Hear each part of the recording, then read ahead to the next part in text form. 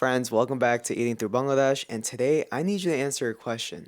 What does a perfect breakfast look like to you? Now, many of you might be imagining fluffy pancakes with thick golden syrup, eggs over easy, and maybe even a tall glass of orange juice just to wash it all down. And I would agree, that is a great breakfast. But I like my eggs fried with onions and chilies. And I don't need syrup on pancakes, I want cilantro mashed up with chilies and mustard oil so I can fold it in with my steamy broken rice. And why would I want orange juice when I can get coconuts plucked off a tree, fresh water, and soft sweet flesh all in one? Friends, today we're rejecting all Western notions of what breakfast should be, and we're gonna enjoy a humble breakfast in the first house I ever called home. Now, as a reminder, we're in my dad's village, and this is my first morning here since arriving yesterday. No AC and regular electricity outages took their toll on me overnight, so I need a good breakfast to hold me down for the day. My family has graciously prepared breakfast today, but one thing to call out, breakfast in the Gram is gonna look very different from the breakfast we had in Dhaka. Freshly prepared broken rice or kuderbat is served as the base.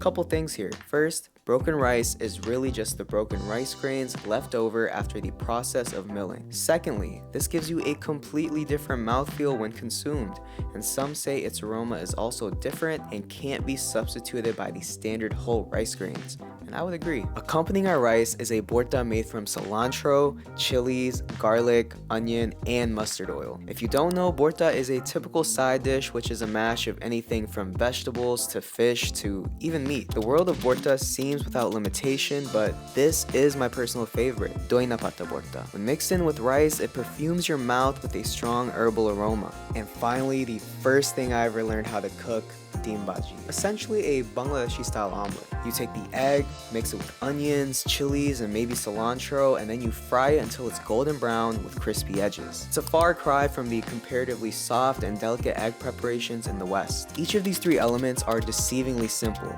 When you balance all three into one perfect lump, it rewards you with fluffy rice that breaks apart on your tongue, each grain encased in the unyielding fragrance of the borta and the unmistakable flavor of the deem bhaji, bits of soft and crispy egg paired with a sliver of sweet onion and chili just to round out all the flavors that are that are parading on your tongue. Now about that orange juice, unfortunately, we don't have that. What we do have is a local guy being paid to climb up these trees and pick some fresh coconuts for us.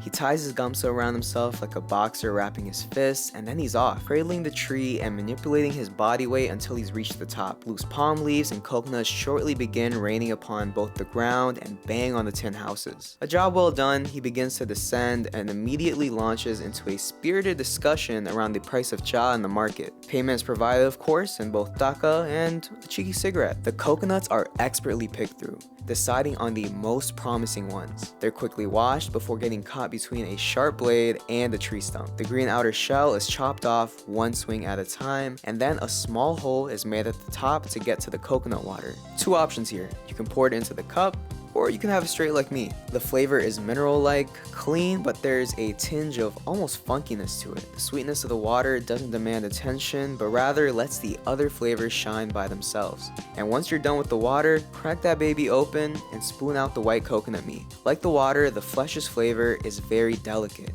It's subtle and nutty with a firmer bite to it than I expected. The coconut really is the gift that just keeps on giving. Now after this, things got really bad. It was the beginning of the end for my immune system. I had a cough, I had a sneeze, couldn't sleep, I had a fever, and that doesn't even include my stomach problems, which were really bad. So for the next episode, we're gonna fast forward to my return back to Dhaka, and we're gonna have some jackfruit and finally some kachi biryani, which I'm really excited for. And as always, thank you guys for watching. I'll catch you on the next one.